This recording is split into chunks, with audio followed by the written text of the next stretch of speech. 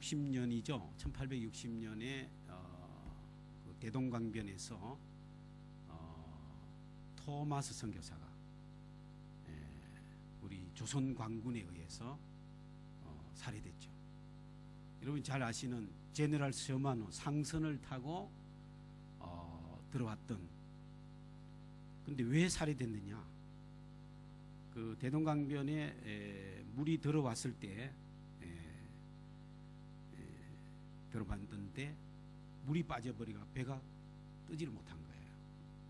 그래서 이 토마스 선교사가 원래 중국 선교사였잖아요. 근데 결혼한 지 얼마 안 된 그 아내가 먼저 하늘나라 가고 굉장히 상심하고 있었는데 다시 힘을 얻어서 이 조선의 복음을 전해야 되겠다. 그렇게 생각하고 그 배를 미국 상선을 타고 왔는데 그만 순교한 거죠. 그게 1860년인가 그렇습니다. 그때 조선 광군 중에 이 토마스 선교사를 이제 사형 집행한 그 군졸이죠. 군졸 박충근이라는 사람이 있습니다. 박충근.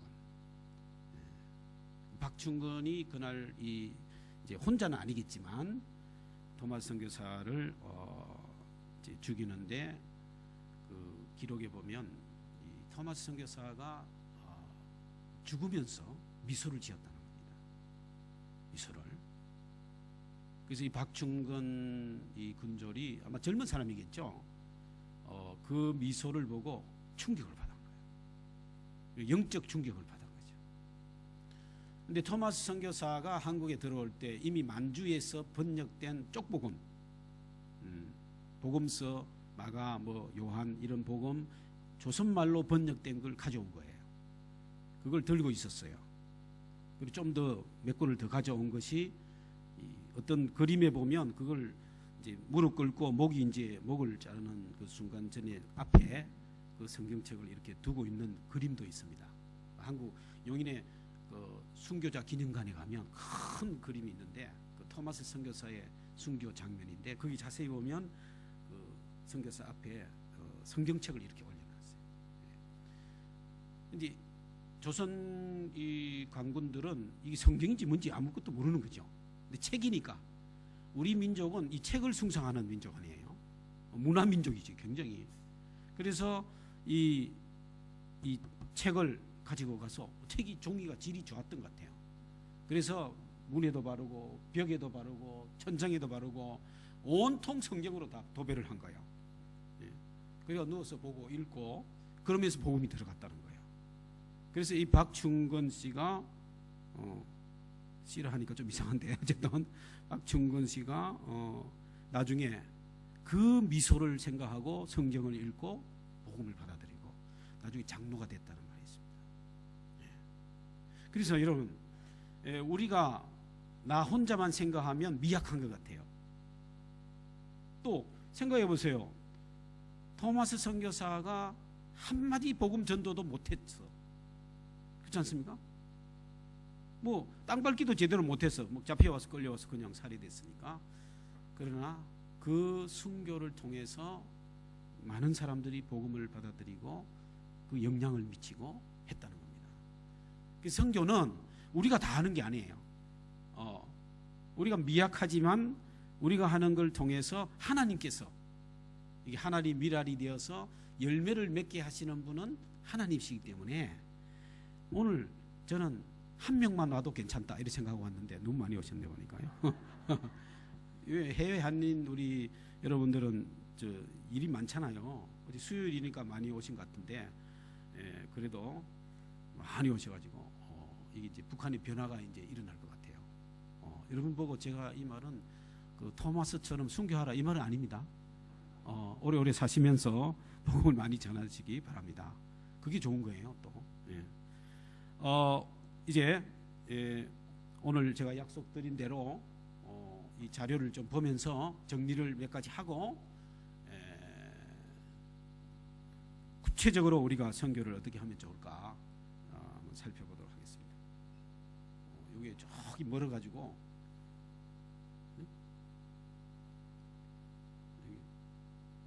나오죠? 나오네. 예. 자, 여기 뭐 간단하게 말씀드리면 왜 북한 선교를 해야 되느냐? 필요성, 당위성. 첫째는 주님의 지상 명령이다. 땅끝까지 이르러 내 정인이 되라 했어. 그래서 우리 남한 사람에게 땅끝이 어디냐? 북한입니다. 저 아마존 유역도 아니고 뭐 저 아프리카도 아니고, 왜냐하면 가장 갈 수 없는 데가 북한이기 때문에. 그래서 특별히 우리 남한 사람에게 땅끝은 북한입니다. 전 세계에서 북한을 품고 기도하고 북한을 다니는 이 외국인들도 꽤 많이 있어요. 왜? 북한 선교가 중요하다. 하나님 마음을 주셔가지고. 예. 그 다음에 우리 동포이기 때문에, 우리 남한 사람과 북한 사람은 우리 한 민족이고 우리 동포이기 때문에 로마서 9장에서 11장까지 사도 바울이 그 세 장에 걸쳐서 사도 바울이 자기 동족 유대인 선교에 대해서 얼마나 많이 이야기하고 있는지 모릅니다. 예수님도 유대인, 사도 바울도 유대인 선교, 이방인의 사도였지만 유대인, 굉장히 유대인 선교를 많이 이야기하고 있습니다. 그래서 전 세계 모든 민족이 구원을 받아야 되는데, 그렇지 않습니까? 열방이 구원받아야 되는데 북한에 대해서 우리가 뭔가 빚진 마음을 가져야 되지 않느냐 이죠. 왜? 남한에 또는 이 해외 동포들이 우리가 예수를 잘 믿게 된 것은 사실은 북한에서 피난 온 그 월남민들 때문에 남한 교회가 융숭하게 된 것입니다. 사실은. 그래서 북한에서 지금 여러분 저는 원래 남한 사람이에요. 그래서 잘 몰라요. 그런데 우리 학교만 보더라도요, 가만히 보니까 뭐 대구에서 왔다, 뭐 순천에서 왔다, 뭐 서울 산다 이랬는데 그 조상은 북한에서 온 사람이 많은 거예요. 생각보다 많이 있어요. 뭘 아느냐? 냉면을 좋아해. 우리 교수 한 명은요, 사회복지학 교수가 있는데 일주일에 4번은 냉면 먹으러 가요. 점심시간에. 미쳤어 내가 보니까. 냉면에 완전 미쳤어. 그런데 뭐 세상에서 냉면이 제일 좋은 음식같이 이야기하는 거예요. 우리 원래 남한 사람은 이해가 잘 안 돼. 근데 저도요, 제가 다닌 교회가 평양에서 피난 온 목사님이 그 개척한 교회에 제가 다녔어요. 저도 매주일 냉면 먹고 만두 먹고, 우리 목사님 사모님이 평양 그쪽에 또 피난 오신 분이라 얼마나 그걸 좋아하는지. 냉면 만두 찾는 교수들 다 북한 사람이에요. 그거 보면 알아요. 그러니까 생각보다 북한에서 남한으로 와서 남한 교회를 일으키는데 기초를 놓은 분들이 많다는 거예요. 그런 면에서 원래 남한 저 같은 사람은 빚진 마음이 있는 거죠. 평양이 동양의 예루살렘이라고 그랬잖아요. 평양이. 여러분 45년 이전에 3,040개의 교회가 있었다는 건 대단한 거예요. 그 일제시대에, 탄압받던 시대에 북한에 교회가 수가 굉장히 많은 겁니다. 그게.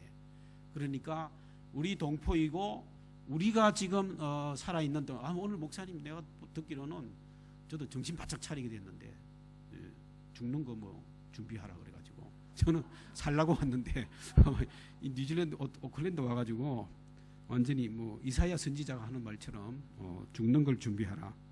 오늘 좀 기도를 많이 해봐야 될 것 같아요. 예. 근데 저는 그런 생각이, 내가 죽기 전에 평양 가서 전도도 하고, 평양신학교, 우리 학교가 평양신학교 후신이거든요. 예. 그래서 이번에 우리 졸업식 했는데 제 뭐 107기인가? 아니요 107주년인가? 하여튼 뭐 졸업식 하고 제가 왔는데, 우리가 평양신학교 가서 거기서 지도자 강의 한번 하는 게 소원이에요. 그런 날이 빨리 오길. 제가 뉴질랜드 시민권이 있으면 갈 수 있는데 한국 시민권은 안 돼요. 어쨌든 우리 동포들이 북한 동포가 굶어 죽어가고 있는데 무관심하다면, 천국 문에 베드로가 있다면 안 넣어주면 어떡할까? 넣어주겠지만, 그죠? 주님이 내가 북한에 굶주린 사람 때문에 마음 아파했는데 너 뭐 했느냐? 이렇게 물으신다면 우리가 할 말이 없지 않겠습니까? 또 하나는 제일 중요한 것은 저는 그렇게 생각합니다. 지금 우리 세대의 평화적 통일을 이루지 않으면 우리 자손들, 우리 자녀들 세대의 그 엄청난 비극이 더 많을 수 있다. 그러니 얼마나 우리가 이게 북한 선교가 중요한가. 그 다음에 북한 사람도 하나님 형상대로 존귀하게 창조된 존재입니다. 근데 지금 부모가 없이, 꽃제비란 말 들어봤죠? 꽃제비. 부모가 없이 그 구글하고 유리방랑하는 사람들이 얼마나 많은지. 그 꽃제비들이 사실은 두만강을 넘어서 중국으로 많이 들어왔는데 지금 못 나옵니다. 굉장히 참 비극적인 존재들이죠. 자라나야 될 어린이들이 자라나지 못하고 영양실조 걸리고, 불과 최근까지도 낮에는 동원대가 일을 하는데 일하다가 쓰러지가 자는 것처럼 죽는 사람이 많대요. 강제노동, 길거리 뭐 이런데 여러분 주로 탈북한 사람들이 한경도 사람들입니다. 거기가 더 굶주린 지역이고, 평양에 200만은 굶주리지 않죠. 한경도 그런데 동원된 사람, 저녁에는 시체를 수거하는 일이 많답니다. 그렇게 죽어가는 영양실조 걸려서 그냥 그렇게 죽어가는 사람들이 얼마나, 그게 우리 동포. 근데 그 사람들도 하나님 형상대로 창조된 사람이라고 하죠. 그 존귀한 존재. 여러분 꼭 영혼 구원만 이야기할 게 아니에요. 지금 뭐 육체가 지금 굶주려서 자라나지 못하고 굶어 죽어가고 있고 고아들이 많고 그 존재, 창조된 존재가 온 몸이 구원받아야 되지 않느냐. 그걸 위해서 우리 기도해야 됩니다. 민족 통일을 앞당기기 위해서. 또 근데 이제 그 예수 전도단의 그 한국 선교사로 와서 한국의 예수 전도단을 만든 그 오대원, 우리나라 이름으로 오대원 선교사님이 북한 선교를 굉장히 많이, 북한도 여러 번 다녀오고 굉장히 북한 선교에 관심이 많은데 북한 사람에게 하나님의 특별한 계획이 있다고 그분이 그런 이야기를 많이 해요. 북한에 대한 하나님의 특별한 계획이 있다.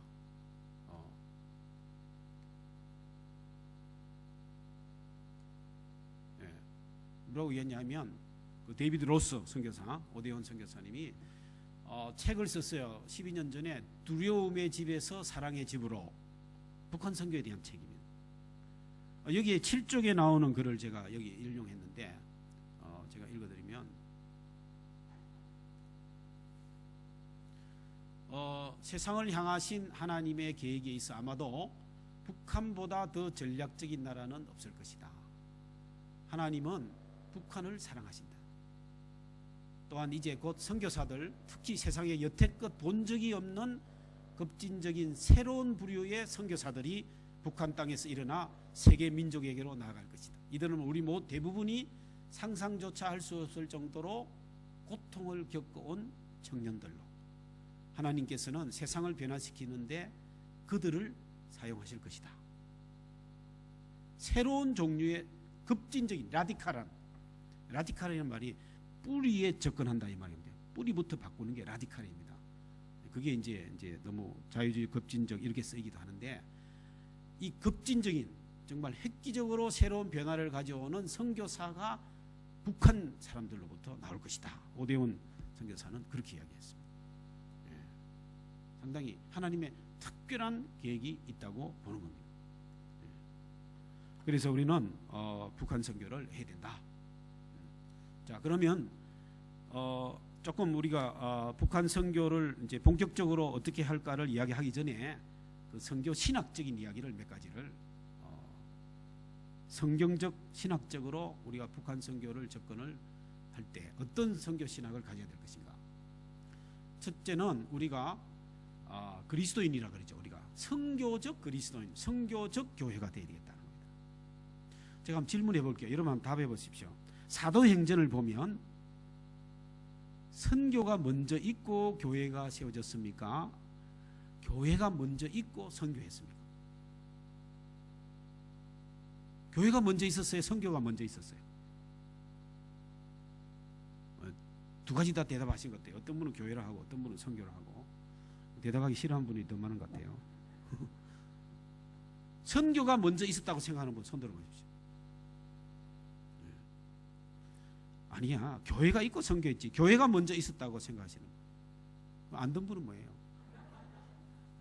안 든 분은 마음에 안 드는 질문으로 생각하시는 것 같은데, 한국 문화는 또 대답 안 해도 안 알고 있으니까, 요즘 학자들 이야기하면 선교가 먼저 있고 교회가 있었다. 그래서 선교가 우선순위다. 잘 생각해 보셔야 돼요. 교회가 있고 선교한다 하면 그 교회는 나중에 없어집니다. 주로. 선교가 먼저 있고 교회가 있다고 해야 교회가 교회를 또 선교하고 개척하고 이렇게 계속 교회가 되지. 교회가 있고 선교한다 하면 교회가 먼저고 선교는 선택 상황이 되어버린 거예요. 재정적 여유가 있고 뭔가 여유 있지 않으면 선교 안 해버려요. 그러면 교회는 없어지는 거예요. 그 당대에는 있어도. 그런데 사도행전에 보면은 먼저 교회 전에 선교가 먼저 있었어요. 교회란 말은 마가복음, 누가복음, 요한복음에는 교회란 말이 없습니다. 그러니까 마가, 누가, 요한이 기록될 때는, 요한복음 기록될 때는 교회란 용어가 없었어요. 마태복음에만 딱 3번 나옵니다. 16장 18절, 18장 17절. 그 두 구절에서 3번 나옵니다. 그러니까 교회란 용어는 AD 한 70년 이후에 생긴 거예요. 예수님 당시나 그 이전에 나중에 사도 바울이 막 활동할 때는 이제 교회란 말이 많이 나오는데, 어쨌든 그 예루살렘에 모였던 사람들은 유대교의 한 종파처럼 보였던 거예요. 그래서 그리스도인이란 말 안 했어요. 거기서 안디옥 교회에 흩어진 사람들이 선교하고 교회가 생기는 거예요. 거기서 그리스도인이라고 불리는 거예요. 그 전에는 유대교의 한 종파로 보였어요. 만약에 안디옥 교회가 생기지 않았다면 기독교는 없을 수도 있었어요. 없지 않으니까 제가 이런 이야기 하죠. 근데 없을 수도 있는 거예요. 안디옥 교회가 없었으면, 이방인의 교회가 안 세워졌으면. 왜? 유대교의 한 종파니까. 그래서 선교가 먼저 있다. 재작년에 우리 학교에 그 선교사님이 아프리카 선교사 7년하고 안식년 들어왔어요. 근데 뭐 여러 가지 사정상 후원교회가 끊겼어요. 그래서 후원을 구해야 되는데 아주 고민하고 기도하고 있었어요. 근데 어느 날 청강을 했는데 우리 수업을 교수님 자기가 후원 절반은 구했다. 월 100만 원 후원하는 교회를 구했다는 거예요. 어디서 후원하냐? 저기 강원도 뭐 강릉인가 어디 있는 교회가 후원한다는 거예요. 교인이 몇 명 모이는데요? 15명인가 모인대요. 개척교회래요. 아니 우리 개척교회에서 어떻게 선교비를 월 100만 원을 할 수 있느냐? 자립도 못하는데. 그 목사님이 이런 이야기를 했다는 거예요. 한국 교회가 자기들 예배당을 건축하기 위해서 빚내지 않고 건축한 예배당은 없다는 거예요. 사실 그래요. 빚내지 않고 예배당 건축한 교회는 없습니다. 재정 건축비의 50%만 가지고 50% 빚내가 건축했으면 잘한 거예요. 그게 20-30%만 가지고 빚내가 한 교회도 많은 거예요. 그래서 지금 한국 교회는요 엄청 지금 위기입니다.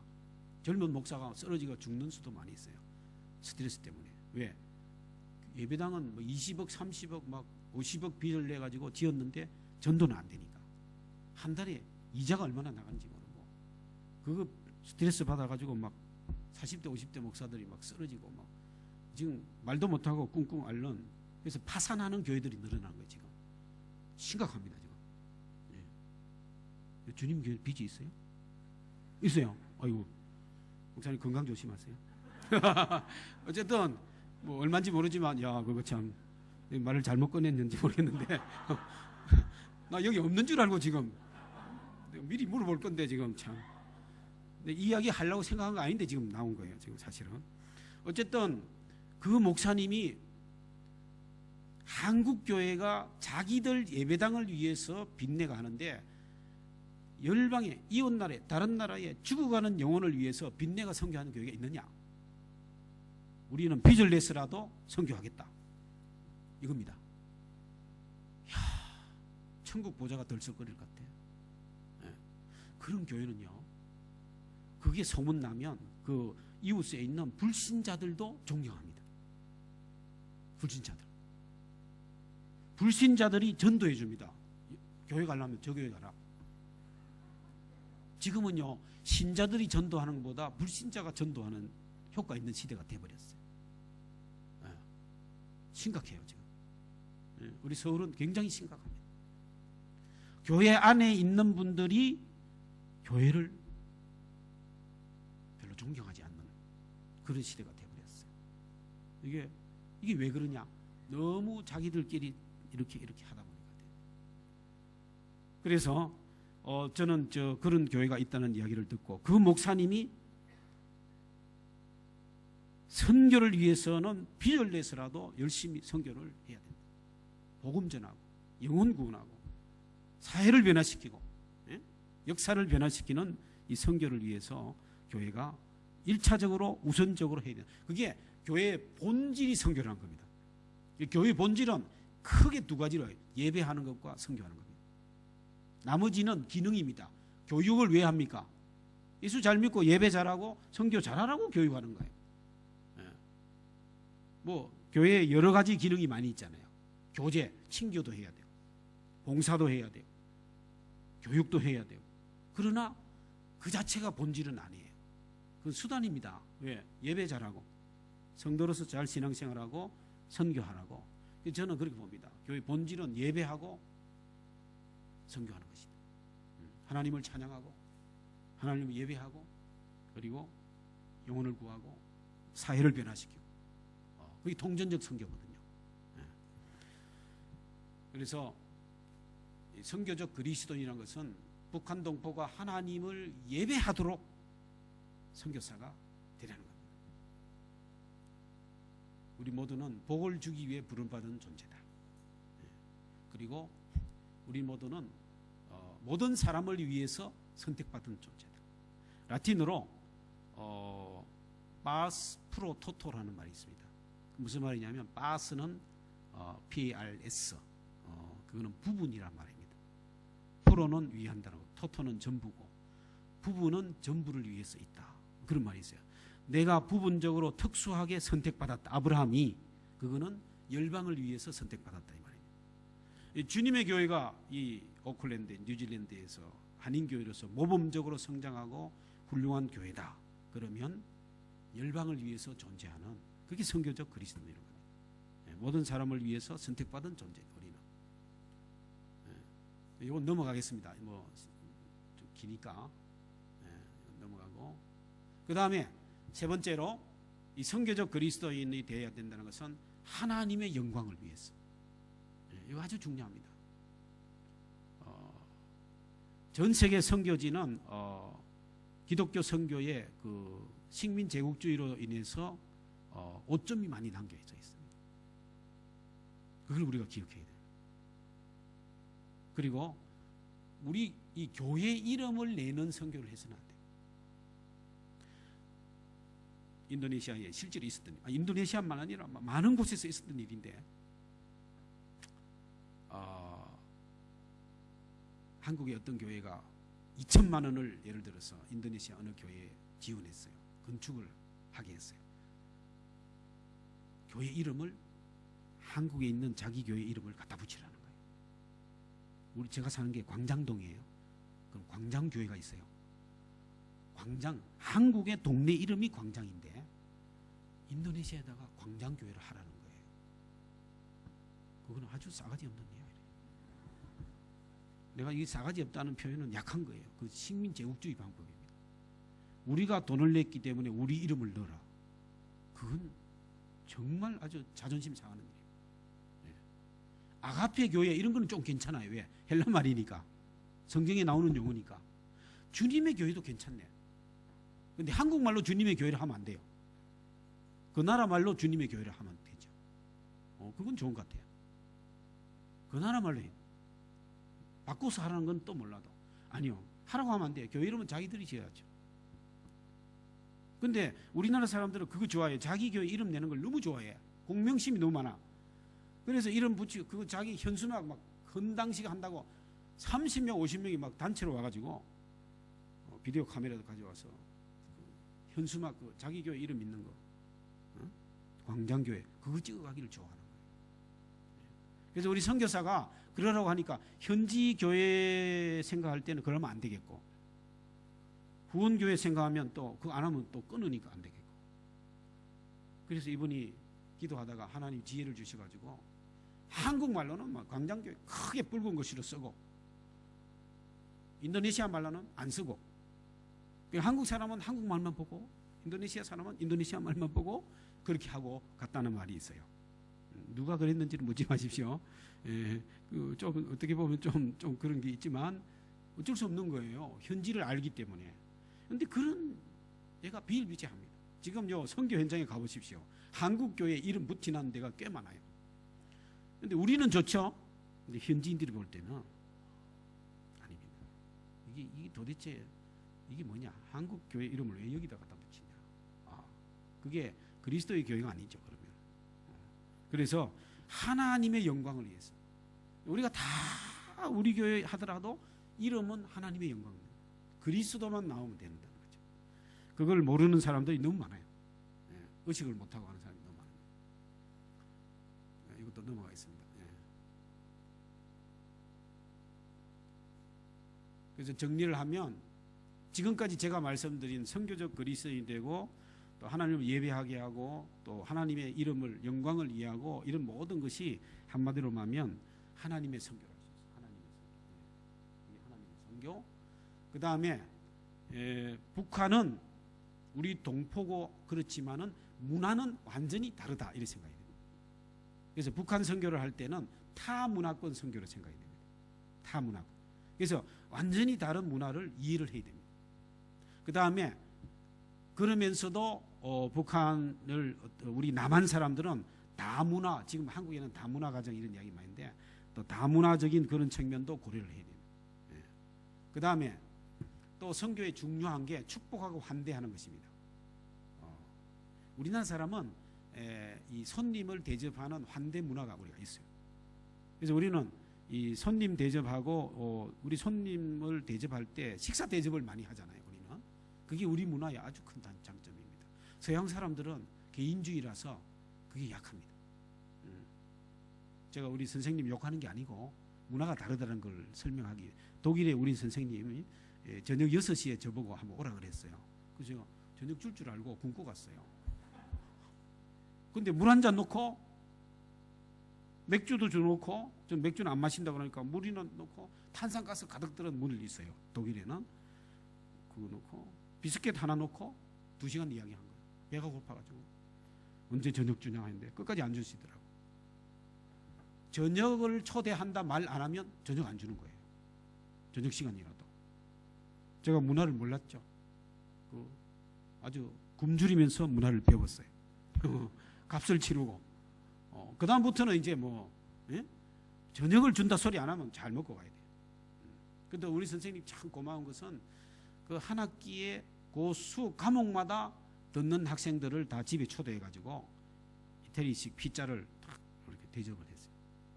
그때는 이제 저녁 준다고 피자 먹으러 오라 그래서 이제 가는 거고 그 외에는 이제 독일만 그런 게 아니라 프랑스, 영국 다 그래요. 우리나라 사람은 오면 거의 막 저녁 먹었는데도 먹으라 그러고 그잖아요.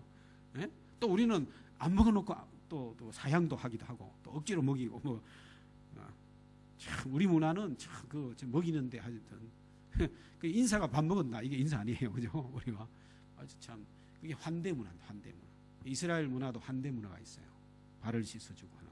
그래서 이 축복하고 환대하는 이 선교. 그 다음에 지금 선교학에서 제일 최근에 등장한 선교의 중요한 주제가 영혼구원 이런 말이 아니고 화해와 치유입니다. 화해와 치유. 원수된 걸 하나 되게 하고 화해하고 또 그 상처를 치유하는 거. 말틴 루터 킹 인권 운동한 말틴 루터 킹이 항상 강조했던 것 중에 하나가 미국의 흑인과 백인이 하나 되고 진정한 평화, 진정한 그 서로가 사랑하는 나라를 건설하려고 하면 흑인에게 달렸다. 즉 가해자가 아니라 피해자에게 달렸다. 피해자가 용서를 할 때 진정한 변화가 온다. 넬슨 만델라도 마찬가지입니다. 27년인가 감옥에 있고 그가 고난을 당했지만 결국 그는 그 자기에게 원수인 자기를 억울하게 누명씌우고 감옥에 가던 백인을 용서한 거죠. 파트너로 받아들이고. 그래서 마틴 루터 킹 그 60년대 인권운동할 남부 미국에서 인권운동할 때 우리 이승만이라는 청년이 거기서 루이빌 신학교에서 교목을 하고 거기서 루터 킹의 연설을 들으러 왔는데 이야기를 들은 거예요. 가해자보다 피해자가 용서를 해야 진정한 평화가 화해가 온다.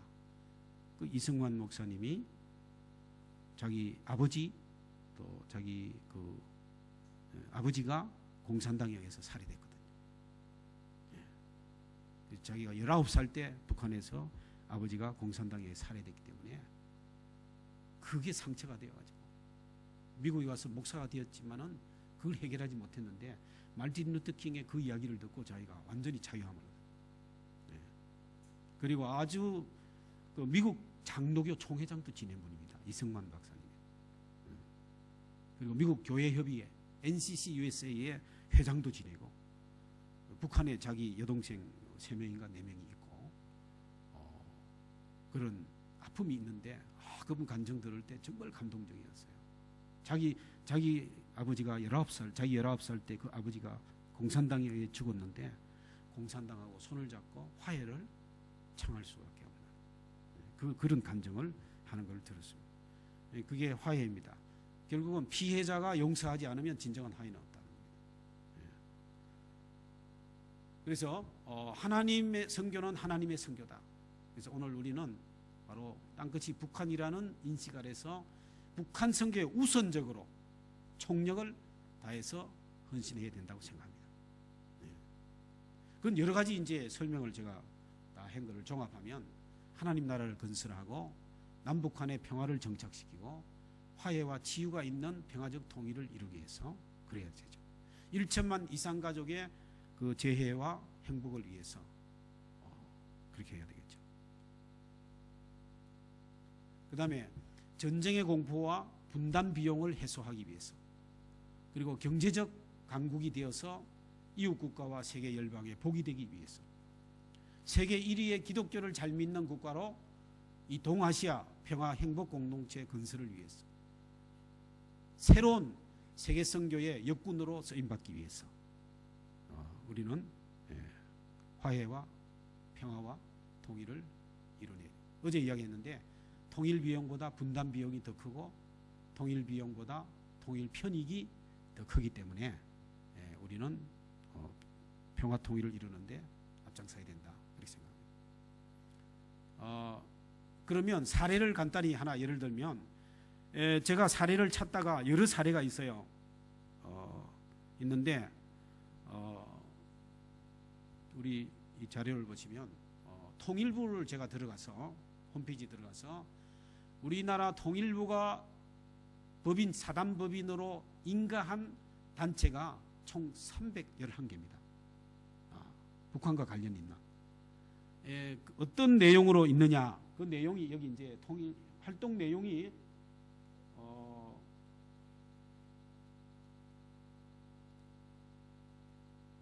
지나가 버렸네. 쭉 많이 있는데 통일 활동 전반에 대한 그런 법인이 있고 학술 연구하는 단체가 있고 납북자 또는 탈북자 지원하는 그 다음에 납북자 제가 잘못 말해요. 남한 사람이 북한에 납북된 그 가족 지원하는 그다음 북한 이탈 주민 정착 지원 개성공단 관련 있는 것 사회문화협력 인도지원협력 이산가족 지원 북한 인권 개선 경제협력 여기 사회문화협력 인도적 지원하는 협력 이쪽에 기독교 단체가 상당히 많이 있어요. 그런데 그 중에서도 가장 모범적으로 그리고 광범위하게 하는 것을 제가 찾아보니까 남북 나눔 운동입니다. 남수울 은혜교회 얼마 전에 은퇴하신 홍정길 목사님이 대표로 오랫동안 하시고 그분이 많이 주도하는 많은 교회들이 협력해서 하는 단체가 남북 나눔입니다. 그래서 여기를 좀 소개하면 그 북한 어린이 돕기를 하는 사업이 있고, 북한 농촌 시범 마을 조성하는 게 있고, 연해주 블라디보스톡의 사업이 있고, 김북 구호 사역 사업이 있습니다. 주 사역은 어린이와 농촌 마을, 여기에 주 초점을 두고 사역을 하는 거죠. 이건 넘어가겠습니다. 여기 뭐 다른 것도. 근데 여기 한 눈여겨 보아야 될 것은 이 단체의 원칙이 세 가지가 딱 있습니다. 나눔, 인도적 지원을 농촌 개발 사역을 하든 어린이 사역을 하든 주로 구호 활동을 많이 하는데 세 가지 원칙이 아주 좋다고 생각합니다. 그게 뭐냐면 우리 남한의 국법을 벗어나지 않는다는 겁니다. 대한민국의 국민으로서 국법을 지킨다. 만약에 주님의 교회에 뉴질랜드 시민권이 있는 분은 뉴질랜드 국법을 어기면 안 되죠. 북한 돈 문다고. 그거는 안 되는 거예요. 장기적으로 볼 때 그거는 바람직하지 않습니다.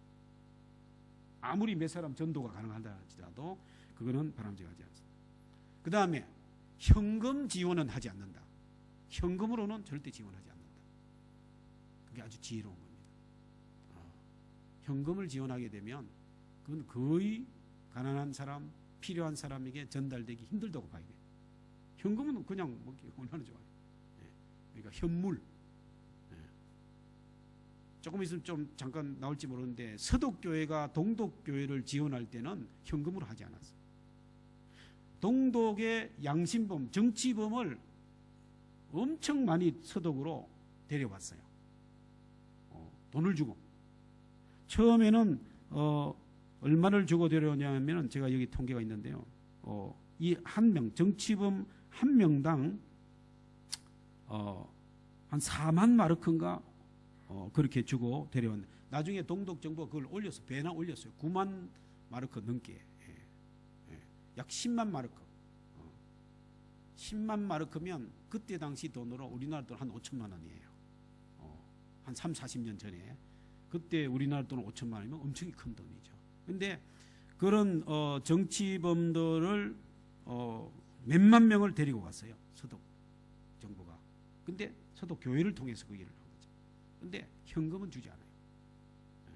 동독 교회를 재건하는 일을 위해서 엄청 이 현물을 많이 주고, 물론 동독 정부에는 뭐 아연을 달라, 뭐를 달라, 막 아주 자기들의 희귀 금속도 달라, 막 그랬지만은 하여튼 그걸 타협해가 무기를 만들지 않는 이상은 그 산업을 발전시키는데 필요한 거는 그렇게 희귀 금속도 주고 뭐 하여튼 이런 식으로 해서 다. 그래서 서독 교회가 동독 그 목회자들 사례비를 많이 떼었거든요. 그것도 물건을 보내가지고 그 물건을 팔아서 또 현금화하도록 하는 그런 거는 했지만 현금은 주지 않았습니다. 그게 지혜로운 거예요. 저는 이 두 번째 원칙도 아주 중요하다고 생각하고, 세 번째도 아주 중요합니다. 어떤 요청을 받더라도 우리가 할 수 있는 것만 할 수 있다고 해요. 감동받아가지고 해주겠다 해놓고 돌아와서 마음 달라지면 신뢰가 끊어지는 거예요. 제가 속한 PCK 대한예수교 장로회 총회는 북한을 본격적으로 도와온 것은 한 10년입니다. 원래 1990년대 말부터 이제 돕기 시작했거든요. 고난의 행군 이후에.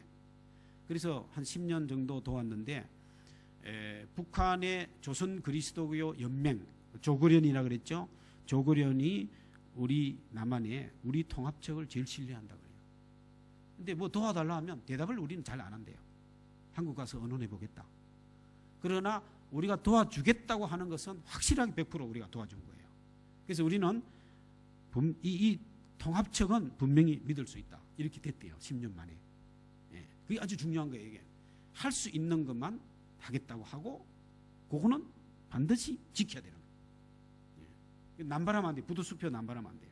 우리가 한국 교회가 중국이 문이 열릴 때 중국에 가서 뭐 교회 건축 도와주겠다, 뭐 도와주겠다, 합동척이 와서 도와주겠다, 침례교 와서 도와주겠다, 성결교 도와주겠다, 막 온갖 교파들이 와서 다 도와주겠다 해놓고 실제로 도와주는 데가 별로 없어가지고 우리가 중국 교회가 한국 교회를 굉장히 아주 불신한 그런 일이 많이 있었어요. 성교가 아니죠, 그거는. 또 현금을 들고 와서 막 주고, 그래서 아주 문제가 많이 생겼습니다. 이제 이렇게 넘어가죠, 이거는. 어린이 돕기. 이거 뭐 자세히 말하려면 쭉 넘어가면 좋겠어요. 예. 농촌 시범 마을은 요 왼쪽에 보시면, 왼쪽 밑에 보시면 저렇게 아주 낡은 집이었는데 오른쪽 저렇게 주택을 개량하는 그 일을 남북 나눔 여기서 그걸 물자를 지원해 가지고 그걸 다 하고, 중국에서 물자를 넣고 이렇게 하고 있습니다. 아주 잘 하고 있어요. 여기 홈페이지 들어가면 다 있는 거니까 여러분들이 이제 참고로 하시면 좋겠습니다. 예를 들면 그 다음에 이제 좀 개인별 내지는 다른 예를 간단히 들면 아까 말한 오대온 목사, 예수전도단의 오대온 목사님이 AIM을 만들어서 미국 가가지고 1.5세, 미국의 1.5세와 2세를 동원해가지고 북한 선교 사역을 동원하는 일이 아주 있고, 그 다음에 미국에 있는 미국 미시간주의 웨인 주립대학교 의과대학 교수인 박세록 장로님이 89년부터 평양을 방문하고 북미 의료 선교회를 창립해서 지금까지 의료 섬기는 사역을 아주 열심히 많이 해요. 근데 박세록 장로님이 저는 직접 개인적으로 만나본 적은 없어요. 그 글로 제가 봤는데 그분이 한탄하는 것이 너무 북한 선교도 경쟁적으로 한다. 너무 개별적으로 경쟁적으로 하는 것은 바람직하지 못하다. 너무 가슴 아프다. 그리고 부도수표 내고 이런 것도 있다. 한탄하는 것을 글로서 제가 본 적이 있습니다. 그 다음에 독일 사람 폴르첸이란, 노베르트 폴르첸이라는 사람이 긴급 의사회 KCA라는 걸 만들어 가지고 북한에 자주 들어가서 의료 계통으로 봉사하는, 이분도 역시 이제 기독교인이 하는 거예요. 그 다음에 또 여러분이 잘 알만한 프랑스의 국경 없는 의사회도 MSF도 의료와 식량을 북한에 많이 활동을 하고 있고, 뭐 그 외에도 개인별로 뭐 아주 하는 분들이 많이 있습니다. 자, 그다음 넘기겠습니다. 요거는 제가 오기 바로 직전에 지난주 금요일 14일 날 종로가 거기서 우리 통합적 북한 선교를 우리가 어떻게 할 것인지 매뉴얼을 만들기로 했어요. 그래서 여러 위원들이 여기 이제 그날 두 분이 발제를 했는데, 여기 오른쪽에 제일 앞쪽에 보이는 분이 우리 손다링 목사님. 저분이 10년 동안 북한을 왕래하면서 우리 통합적 일종의 대표격으로 우리 조고련하고 협력했고, 그 다음에 그 옆에 있는 분이 오형기 박사님인데 백석대 교수인데, 저분이 베를린에서 그 동수독교회 협력에 대해서 박사 논문을 쓴 분입니다. 그래서 동수독교회 그 협력에 대해서 두 분이 발제를 했어요. 저도 참석했는데 저는 별 볼 일 없다고, 저 오른쪽에 손이 좀 나와 있죠? 볼펜 들고 있는 저게 접니다. 열심히 저를 찍더니만 저를 딱 잘라버렸어. 발제자 둘이 나와야 되니까 잘라버렸어요. 지금 이제 저 한 열 몇 명 중에 세 사람이 이제 초안을 만들기, 제가 그 중에 들어갔어요. 이제 돌아가면 그걸 초안을 만들어야 되는데, 우리 통합적 총회 산하에 여러 기관들이, 기쁜 소식이라는 사단법인도 있고, 뭐 월드비전에 16년 동안 북한을 왔다 갔다 하면서 북한의 수경 재배 기술을 가르치고 뭐 빵공장 만들고 월드비전 그 대표로 들어가서 박창빈 목사님이 그 일 한 분이 있어요. 그분도 저기 저 참석했는데 지금 안 보이는데 왼쪽에 있어요. 여러분들이 많이 지금 참석하고 이랬는데, 그런 모든 기관들을 하나로 엄브렐라를 만들려고 그래요. 북한교회 지원단체 협의회를 이미 만들었어요. 그래서 우리 통합측과 관계 있는 여러 단체들이 하나의 우산 아래 모여가지고 협력하고 이제 공동으로 보조를 맞추도록, 결핵약이 필요하다, 구충약이 필요하다, 무엇이 필요하든지. 제가 오늘 들었는데, 어떤 여기 집사님 통해서 들었는데, 뉴질랜드 정부가 유효기간 2년 남은 의약품을 정부가 $200만 그거를 전달을 부탁해가 북한에 전달했다는 분을 들었어요. 이제 그런 식으로 어떤 사역을 하든지 협력해서 하도록 그렇게 지금 가고 있습니다. 그래서 그게 지금 우리 동서독 교회는 좀 이야기를 했으니까 넘어가겠습니다. 어제보다 오늘 제가 일찍 좀 마치려고 작심을 하고 나왔기 때문에 너무 오래 하는 거 안 좋을 것 같아요. 자, 우리 이제 구체적인 방향에 대해서 이제 살펴보면 오클랜드 주님의 교회가 북한 선교를 구체적으로 어떻게 하면 좋을까? 제가 제안하고 싶은 거 받아도 좋고 안 받아도 좋아요. 그게 여러분 마음인데 참고로 첫째는 기도를 해야 됩니다. 기도 이상 더 영향력 있는 건 없다고 봅니다. 그래서 관심을 가지고 계속해서 기도하라. 개인적으로 또 그룹으로 전 교회적으로. 하나 예를 들면 미국의 그 미시시피 그 주립대학 교수님이 기도를 하는데 하나님 이 시대의 땅끝이 어디입니까? 그걸 기도한 거예요. 이 시대에 가장 어려운 데가 어디입니까? 그 기도한 거예요. 근데 하나님 북한을 보여주신 거예요. 그래서 이분이 그 미시시피 주립대학의 자연과학 교수인데 방학만 되면 평양에 가서 평양과학기술대학, 평양과기대가 있거든요.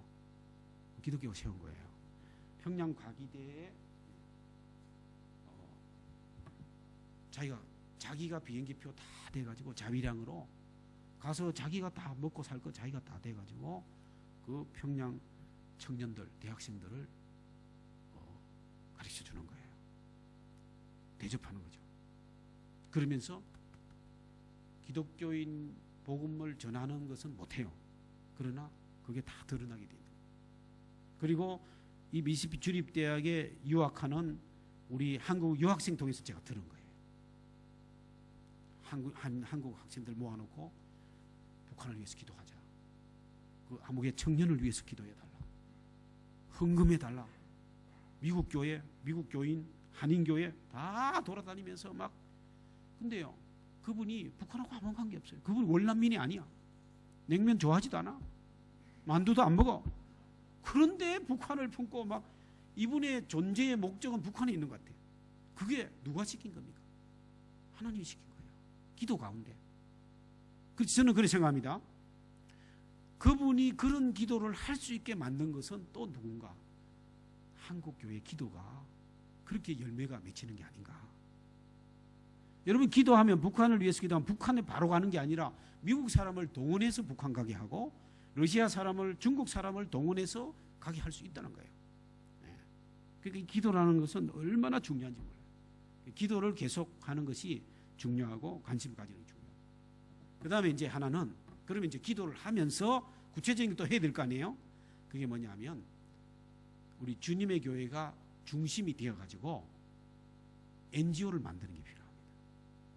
그러니까 주님의 교회 이름으로 바로 들어가면 교회 이름으로 들어가면은 북한은 별로 환영 안 합니다.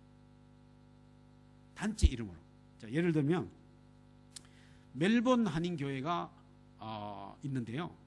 그 멜번 한인교회가 그 한국에 나왔던 선교사님이 다시 들어가서 그 멜번 그러니까 호주 장로교회 여러분 교회 비슷한 거예요. 여러분은 뉴질랜드 장로교회 멤버잖아요.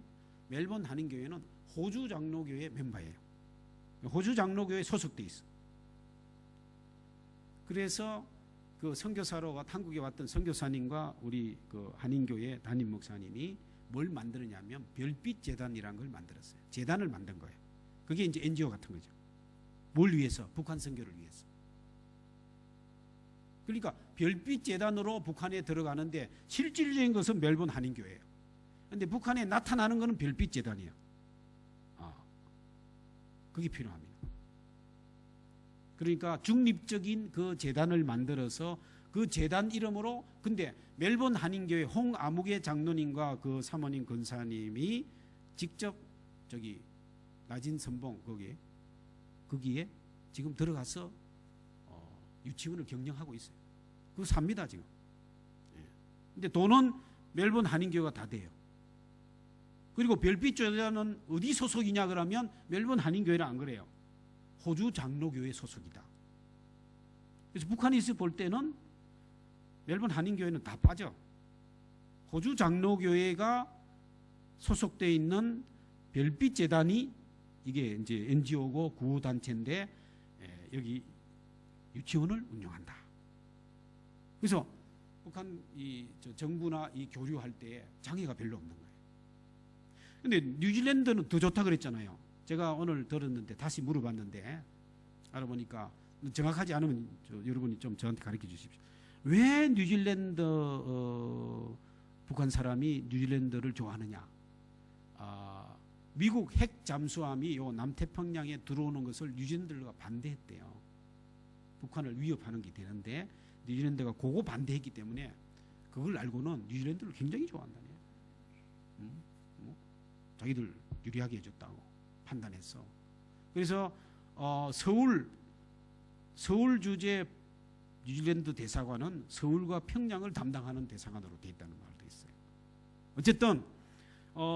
어쨌든 이 뉴질랜드 장로교에 소속돼 있으니까 뉴질랜드 장로교에 소속으로 된 별빛 재단이 아니고 무슨 재단을 해야 될지 모르겠어요. 예? 제가 볼 때 키위 재단 하면 될 것 같아. 키위 재단을 만들어 가지고 실질은 주님의 교회가 다 하는 거예요.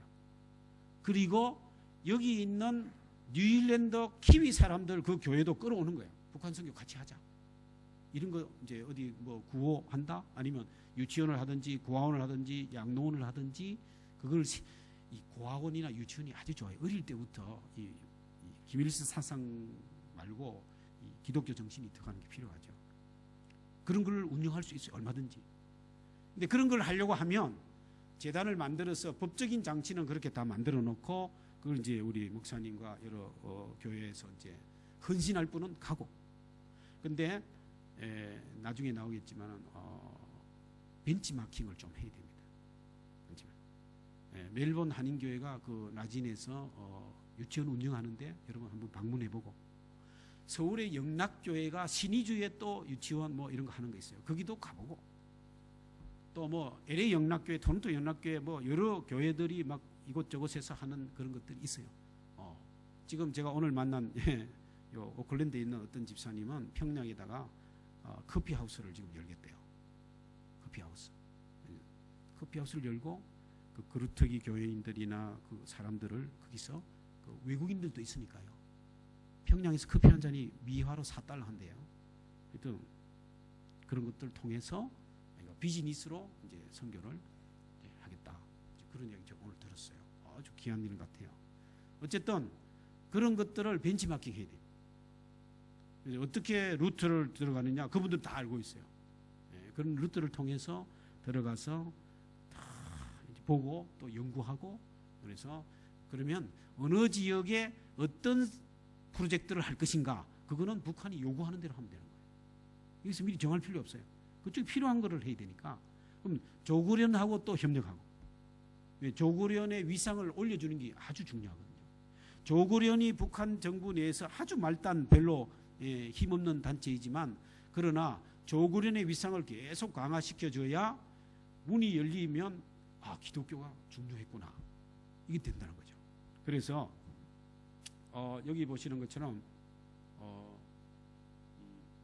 중립적인 NGO를 설립해서 접촉, 방문, 구호, 지원, 뭐 프로젝트 이런 것들을 이제 실천해야 되는데, 처음에는 뭘 하겠다라기보다는 그냥 가서 어떻게 하고 있는지 그냥 연구, 리서치 여행을 하는 것이 필요합니다. 그 다음에 그걸 하면서 또 북한 선교 협력체 네트워크를 만드는 게 필요합니다. 우리 장신대 남북한 평화신학 연구소하고 협력하고, 또 우리 통합측에서 여러 기관을 하나로 만든 북한교회 지원단체 협의회, 거기도 서로 뭐 연락하고 하나의 멤버로 활동을 하고, 이렇게 하면은 우리나라 6.25 전쟁 때 세워진 NGO 가운데 세계적인 NGO가 월드비전과 컴패션 이런 게 있어요. 근데 그게 다 한국 전쟁 때문에 세워졌는데 지금은 세계적으로 사역을 많이 하는 그런 NGO입니다. 기독교 다 성격이죠. 그런 단체하고도 또 네트워크 기획을 형성해가지고 서로 정보도 주고받고 노하우도 주고받고 하는, 그게 외교적인 노력이 아주 중요합니다. 저는 선교는 외교라고 생각해요. 선교는 결국 사람을 만나서 사람의 구원을 받는 거니까 외교적 노력이 아주 중요합니다. 선교 외교란 말도 저는 쓰는데 결국은 이미 하고 있는 사람을 인정하고 공유하고 나누고 시너지 효과를 올리는 것이 선교지 우리만 딱 한다 이건 안 됩니다. 그런 의미에서 중요한 관점이라고 생각합니다. 그 다음에 또 생각해 봐야 될 것은 아까 이제 이미 몇 가지 이야기했지만 이 조고련하고 협력해서 우리 통합적 총회 지난 금요일 날 만나서 우리가 원칙 정한 게 저겁니다. 조고련과 협력해가지고 위상을 강화시켜주고 북한 제도 내에서 제도권 내의 교회를 지원하자. 그래서 뭘 도와주더라도 이 조고련하고 미리 접촉해가지고 조고련을 접촉할 때는 북한에 방문했을 때 이야기하면 도청되고 아주 안 돼요. 뭐 목사님 뭐자고 너무 그래도 문제가 되니까 제가 들은 이제 지혜는 조고련의 그 강영석 목사님이 위원장이었는데 돌아가시고 그 아들 강영철 목사인가가 지금 이제 위원장인데 별로 힘이 없대요. 그런데 조고련하고 대화할 때는 조고련의 공문을 보내가지고 이제 여기 단체가 되고 인정이 되면은 북경이나 심양이나 중국으로 오게 해가 비행기표 다 대주고 중국으로 오게 해서 제3국에서 만나서 대화하는 것이 가장 바람직하다 그래요. 뭐 보안도 있지만은 그래야 좀 더 소통이 더 잘 될 수 있다. 그리고 조고련의 그 사람들을 좀 더 중국으로 오게 하고 이런 것도 세워주는 것에 속한다 이거죠. 그래서 16년 동안 북한을 왔다 갔다 하면서 그 사회 갔던 박창빈 목사님 말을 들으니까 그걸 그렇게 하는 거예요. 그리고 조고련에 이야기해가지고 북한 정부가 인정하는 청년들을 중국에 보내라. 농업 전문, 뭐 전문 그것을 중국에서 키우도록 해서 1년에 한 2명씩 이렇게 해가지고 꽤 많은 사람을 돈은 다 한국의 월드비전이 되는 거예요. 그렇게 해서 전문가를 또 키우는 일을 또 하고 있다. 그런 이야기 또 들었습니다. 근데 박창빈 목사님 좀 이따 이야기죠. 그다음에 이제 그러면 북한에도 그루터기 교회가 있잖아요. 지하교회. 근데 우리 남한교회의 그 교단 분열이 신사참배했던 교회하고 신사참배를 반대했던 교회하고 그 성도들 그게 해방 후에 이제 교단 분열의 씨앗이 된 거거든요. 북한은 만약에 통일이 되면 우려하는 것이 뭐냐면은 조고령계와 비조고령계가 이제 엄청난 갈등이 일어날 것이다. 그걸 지금 염려합니다. 벌써 이런 거 염려하는 거 보니까 통일이 다가온 것 같아요. 가까이. 어쨌든 비조고령계 그러니까 그루터기 교회, 지하 교회하고도 어떻게 우리가 커넥션이 돼야 되는데, 근데 저희들은 양쪽 다 신뢰받는 사람이 있어야 되겠다. 그래야 통일되더라도 중재자가 될 수 있다. 그래서 여러분 만약에 키위 재단을 만들면 키위 재단이 북한 조고련하고 하면 공식 교회하고 협력하는 거예요. 그러면서도 어떻게 이 비조고령계와 접촉을 하고 협력할 수 있을지 거기에 대해서도 연구를 해야 됩니다. 근데 키위 재단이면 키위 재단 이름으로 할 수 없지만 키위 재단에 소속된 한 개인이나 또 이런 분들을 통해 가지고 어떤 그 집단을 통해 가지고 그 연결이 되도록 할 수도 있지 않을까. 지금 우리 한국 교회 우리 통합적 교회는 그게 지금 굉장히 중요한 지금 주제로 떠올랐습니다. 이번에 양쪽을 어떻게 다 신뢰받는 사람을 어떻게 만들 것인가 아직까지 쉽지는 않습니다. 그 다음에 또 하나는 여러분에게 이제 또 중요한데 이 북한 선교 문제를 남북의 문제만 아니라 세계사적인 문제로 이렇게 만드는, 그래서 이 세계의 평화를 위해서는 남북 문제가 반드시 들어가도록 아젠다가 되도록 하는 그만한 일을 해야 되겠다. 교회 재건하거나 인도주의적 구호 활동하는 그런 내동포 내형제 지원하는 그런 차원만 아니라 이 북한 선교 문제, 북한 문제, 남북한 문제가 지금 세계 정치 문제에 중요한 주제다 하는 것을 부각시키는 일을 우리가 전 세계에 있는 우리 동포들이 해야 되겠다. 지금 미국에서 지금 최근에 큰 이슈가 그거지 않습니까? 그 소위 정신대, 그 정신대 문제, 또 그 동해 표기를 병기하는 그걸 지금 뭐 버지니아 주가 그런 데서 의회에서 통과시키고 하는, 그게 뭐냐면 단순히 일본과 한국의 어떤 2차 대전 시대의 문제만 아니라 인권의 문제고 인류의 보편적인 문제로, 세계사적인 문제로 인식하기 때문에 지금 그런 게 일어나는 거거든요. 그러니까 이것은 굉장히 저는 중요하다고 생각합니다. 우리가 역량이 되는 사람들이 그런 거를 만들어가고 역량을 키워야 되고. 그래서 월드비전 그 북한을 16년 동안 왕래하면서 사역을 담당했던 박창빈 목사님이 이런 이야기했습니다. 인도주의적이란 말보다 내 형제 동포 돕고 나눔 실천해야 한다. 너무 교회 재건에 초점 맞추지 말라. 교회를 잃어버릴 수도 있다. 말 안 해도 목사라는 것 다 알고 있다. 한 분은 비가 많이 안 와가지고 가뭄 기근이 와서 그 북한 안내하는, 같이 동행하는 북한 사람이 우리 박창빈 목사님 보고 기도 좀 해달라 그랬대요. 북한에 비가 오게. 그래서 기도는 네가 해라 그랬대. 박창빈 목사님이 저희 기도할 줄 모른다고. 그래서 주기도문을 가르쳐줬대요. 그러니까 그 사람이 이렇게 간단하게 기도해도 됩니까? 그러더래요. 다른 사람들은 엄청 길게 하던데요. 충분하다 그랬대. 예.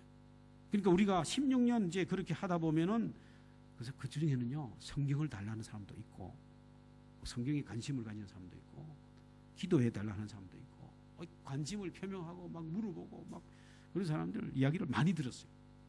예. 가능하다는 거죠. 그 다음에 넘어가겠습니다.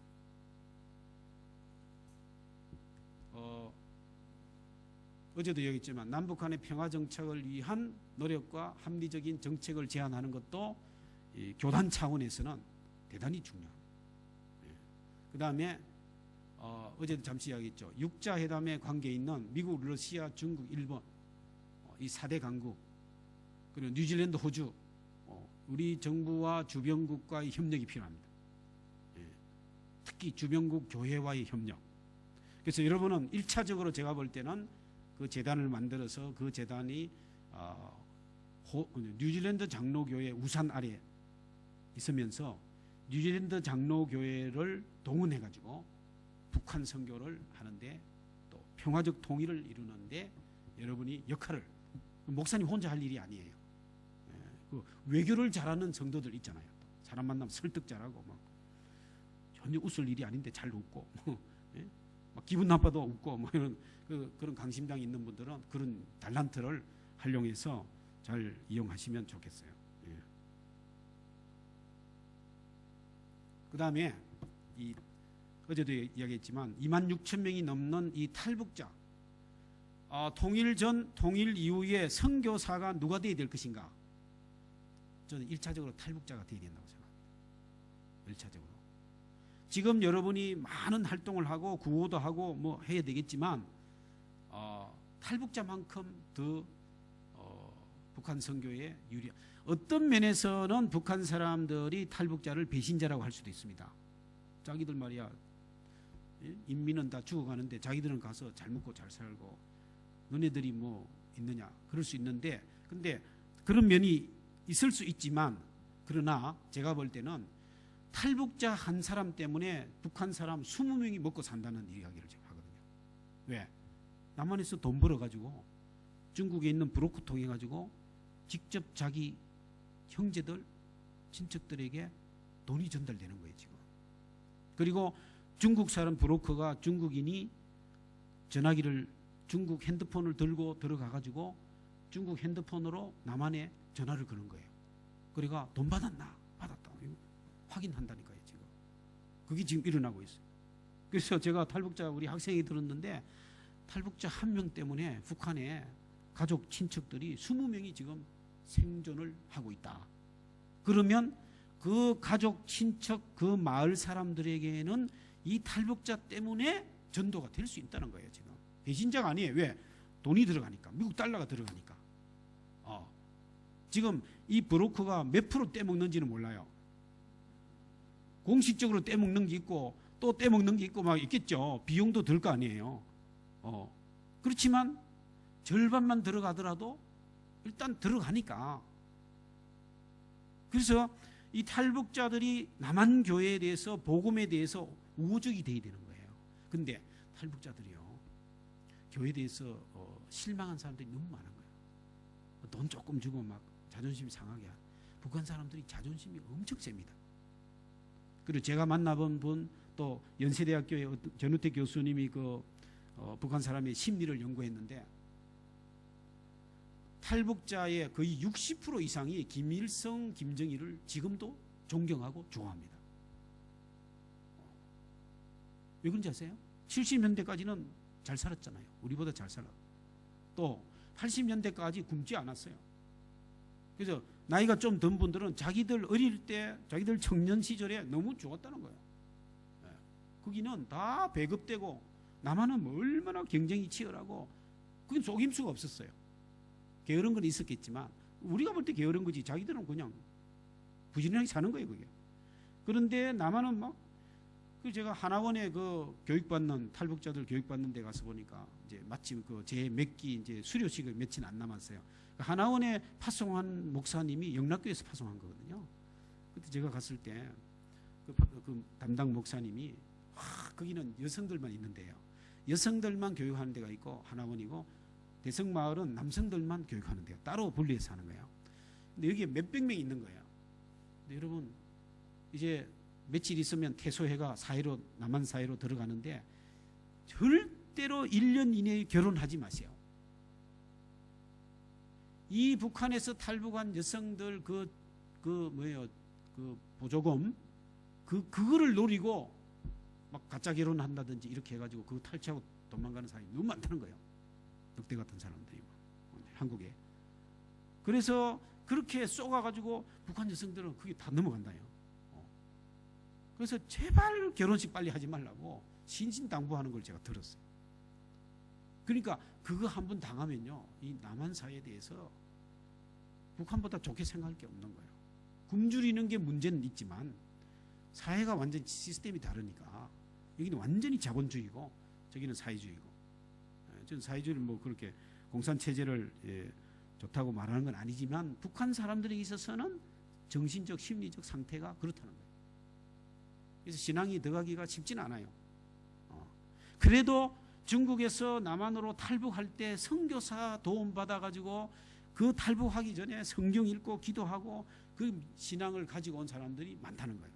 근데 남한에 와서, 남한 교회에 가서 자기들 이등 국민으로 보고 그래서 안 다니는 사람이 너무 많아요. 근사님이 전화해가지고 냉장고 가져가라, 뭐 TV 가져가라, 그래서 차를 빌려가 가져와 보니까 막 지저분하고 막 그냥 폐기하기 직전의 것을 가져가라 하는 거예요. 그래가지고 교회 떠나고, 그런 이야기 기록된 거 많이 있습니다. 그건 안 되죠. 그래서 제가 여기 오클랜드에, 뉴질랜드에 얼마나 탈북자가 있는지 모르지만, 한번 여러분이 여기 정부 계통에 그런 통계 내는데, 계통에 여러분이 이민국 뭐 이런데 물어보면 여기 탈북자가 몇 명 있는지 알 수 있어요. 그 주소를 알아가지고 그분들 교회가 초대하고 정말 정성껏 대접도 하고, 중요한 건 그분들 이야기를 들어주는 겁니다. 근데 우리는 모아놓고 우리 이야기를 자꾸 하려는 거예요. 말은 복음 이야기 한다면서 자기 이야기하고 그런다고. 우리가 그러지 말고 그들 이야기를 들어주는 게 중요한 거예요. 어떤 어려움이 있느냐, 어떻게 사느냐, 자꾸 들어주는 게 제일 좋은 거예요. 그러면서 격려해주고, 또 어떻게 직장 알선도 해주고, 그런 일들을, 여기서 잘 사는 게 중요해요. 탈북자가 잘 살아가 여기서도 또 자기 가족에게 달러를 보낼 수 있으면 그게 이제 선교에 도움이 된다, 그렇게 생각합니다. 그래서 만약에 키위 재단이 만들어지면 그 안에 여기 있는 탈북자들, 그 다음에 한국에 있는 탈북자도 여러분이 좀 할 수 있으면 그들이 이제 선교의 역군으로 키우는 일에 좀 기여할 수 있으면 좋겠습니다. 그런 의미에서 우리 신학교의 학생들을 지원할 수도 있고, 장학금으로 또, 그래서 그분들을 키워가지고 이 남한에 와 있는 이 탈북자들은 남한 교회 가서 신앙생활하기 힘들어요. 그래서 우리 탈북자가 신학을 졸업해가지고 개척교회 한 게 꽤 많이 됩니다. 예. 예. 지금 우리 졸업한 학생, 제가 아는 학생만 해도 2-3명이 지금 개척교회를 해가지고 잘하고 있는 사람도 있어요. 근데 그 여학생 한 명이 개척한 그 교회가 2년도 안 됐는데 거기서 선교사를 또 중국으로 파송하는 일을 했어요, 최근에. 그래서 이 탈북자들이 이 목회자로서 이 탈북자들을 선교하는 일을 또 남한에서 하게 하는 것이 이제 대형 교회들이 후원하기도 하고 하지만 못하는 교회도 많이 있어요. 그것도 아주 중요한, 탈북자를 선교 전문가로, 선교사로 양성하는 일을 또 하는 것이 중요하다. 이제 거의 다 됐습니다. 근데 이런 여러 가지 일을 하기 전에 먼저 해야 될 일이 이겁니다. 마지막으로 뭐냐? 북한을 알아야 됩니다. 탈북자를 이해해야 됩니다. 그래서 교육 훈련이 필요합니다. 전문적인. 그래서 북한 이해와 북한 훈련을, 선교 훈련을 실시해야 되는데, 그래서 북한에 대한 인식이 전환돼야 됩니다. 우리가 너무 피상적으로 알고 있고 너무 반공 교육만 받았고, 그래서 아직도 북한 사람을 빨갱이로만 생각하는 사람이 있어요. 우리나라도 붉은 악마가 있었는데 이제 우리 남한이 붉은색을 더 좋아해. 축구 때문에. 그 다음에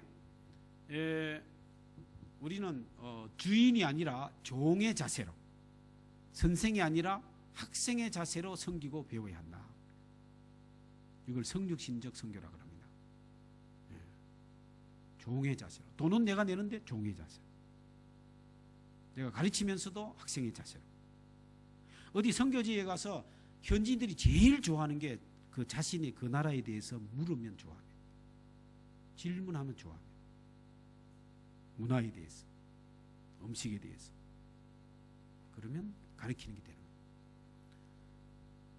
거예요. 그 중에 재작년에 서울의 영락교회가 어떤 일을 했냐면, 이철신 목사님이 영락교회의 제1의 최우선 과제는, 지상 과제는 북한 선교입니다. 그 탈북 월남민들이 세운 교회잖아요. 항정직 목사님 제1의 과제도 북한 선교고. 그래서 이제 문이 열리면 영락교인들 중에 지원을 받았습니다. 완전히 북한으로 이사가서 살 사람. 의사는 의사대로, 약사는 약사대로, 전문 컴퓨터는 컴퓨터대로 북한에 이사가서 완전히 살면서 선교하기로 자원하는 사람. 1년이나 3년 단기간 갈 사람 포함해서 지원을 받았는데 1000명이 넘습니다. 그 1000명을 교육을 시켜야 되겠다. 지금 문이 열리기 전에 교육을 시켜야 되겠다. 담임 목사님이 결단하고 우리 연구소에다가 의뢰를 했습니다. 그 1000명을 교육시킬 수 있는 교재를 만들어 달라. 그리고 커리큘럼, 교육 과정을 만들어 달라. 그래서 2년 과제로 우리에게 8,400만 원 돈을 줬어요. 연구하라고. 그래서 우리가 팀을 만들었어요. 팀을 만들어서 이 프로젝트를 이제, 그게 통일 사역자 양성을 위한 프로젝트입니다.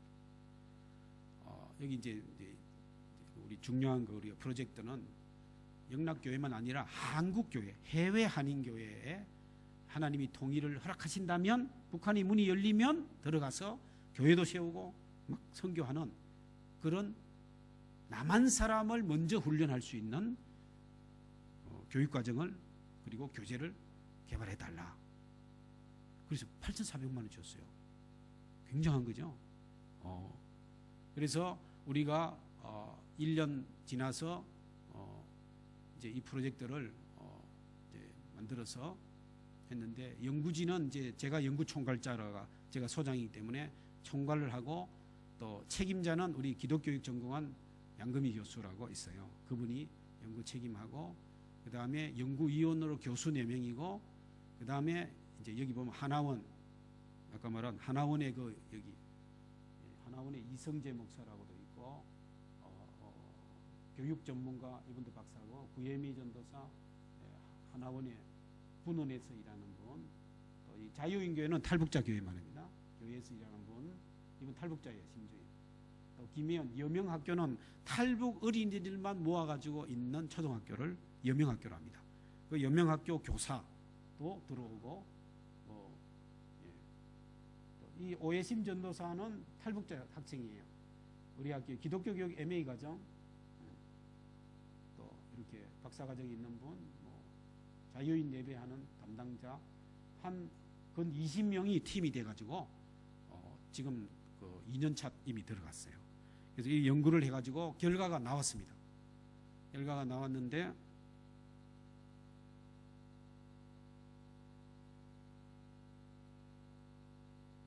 세 개 분과로 나눴어요. 첫째는 우리가 연구를 하다 보니까 남한 사람들을 교육하는 프로그램이 있어야 되겠다. 그건 이미 끝났어요. 두 번째는 남한 자유인, 즉 탈북자, 남한에 있는 탈북자들도 교육을 해야 되겠다. 이것이 두 번째 이제 커리큘럼이고, 세 번째는 남한 사람과 자유인을 한꺼번에 모아가지고 남북이 미리 연습을 해야 되겠다. 공동체. 그래서 세 가지 커리큘럼을 만들기로 했어요. 그래서 1단계 1년이 걸려가지고 1단계 커리큘럼을 만들어서 책자가 이렇게 두껍게 나오고 교육과정이 상세한 교육을 어떻게 할 것인지, 찬양을 몇 분 하고 누가 하고 어떤 게임을 하고 뭘 하고, 그냥 저처럼 일방적으로 이게 교육하는 강의하는 정도 하는 게 아니라 굉장히 다이나믹하게 교육을 이루는 이 기독 교육하는 전공들이 많이 들어와가지고 그걸 자세하게 큐시트를 다 만들었어요. 그리고 동영상 자료 다 필요한 거 만들고 완벽하게 만들어서 영락교회 딱 당회에다가 보고를 했는데 담임 목사님이 감동받았어요. 그래서 사실은 1000명 중에 한 120명 뽑아가 1단계 교육을 하려고 했는데 담임 목사님이 이거 너무 좋다 이래가지고 당회원들이 먼저 교육받자 이래 된 거예요. 영락교회 역사상 당회원이 교육받은 적이 별로 없어요. 그거 힘든 일입니다. 근데 초신을 가지고 담임 목사님이 여기 해가지고 100명이 1단계로 받았습니다. 100명이 누구냐? 시무장로, 원로장로, 뭐 은퇴장로, 그리고 부목사들. 그 100명이 1단계로 8주간 매주 목요일 와서 교육을 받고 마지막 1박 2일 수련회까지 하고, 그래서 뭐 타임캡슐도 만들어가 심고 식수도 하고 뭐 이런 여러 가지 행사를 마지막으로 하면서 그거를 끝냈습니다. 근데 그 교육을 받았던 분들이 너무너무 다 아주 감동받고 좋아가지고 지금 이게 소문나가 LA 영락교에서 이번 1월달에 해달라 그랬어요. 근데 우리 학교 사정상 지금 조금 이제 다 팀이 가는 게 좀 어려워가지고 지금 밀어놨어요. 지금 토론토 영락교에 가서도 이 교육과정으로 훈련을 하고 지금 할, 해외 한인교회만 아니라 지금 수원에 있는 명성제일교회에서도 이걸 해달라고 이미 해서 이번 봄에 아마 할 겁니다. 이제 개교회나 노예단이나 하여튼 이 프로그램으로 교육을 해달라 하는 데는 적극적으로, 그래서 우리 총회에 한 20명 목사님들을 모아가지고 이 프로그램에 대해서 설명을 했어요. 우리 총회장 뭐 이런 분들 다 있는 데서. 그래서 이게 지금 확산이 되고 있는 중입니다. 이런 교육 모델을 제가 이제 그 교재가 곧 책으로 출판될 겁니다. 출판되면 제가 우리 목사님께 하나 드리려고 그러는데 그걸 참고하셔가지고 이 교육을 어떻게 여기서도 교육을 시키는 방향을 어떻게 할 것인지 논의하시고, 여기 이제 자세한 목적, 또 목표 뭐 이런 게 있는데 이건 제가 넘어가고, 교육 내용은 아주 체계적입니다. 남한 성도들도 탈북자도 교육 내용에 자기 이해 영역이 아주, 내가 누구인가, 자기 이해와 북한 이해와 성서적 통일관 및 통일의식 형성 영역과 그 다음에 북한 선교사 훈련 영역과 자유인과 관계 맺기 영역, 여기 이제 그때 제1기 통일사역자 영락교에서 당회원들 했던 그 포스터입니다. 그리고 마지막으로 이게 뭐냐면 커리큘럼, 하나의 도표로 어느 날 누가 강사하고 어떤 주제로 하고 뭐 이런 기본적인 것, 이것을 여기 뭐 너무 멀어서 잘 보이지는 않습니다만은 이렇게 쭉 우리가 했습니다. 자, 제가 여러분에게 이제 뭐 못다한 이야기도 많이 있지만은 결론적으로 한마디로 더 한다면은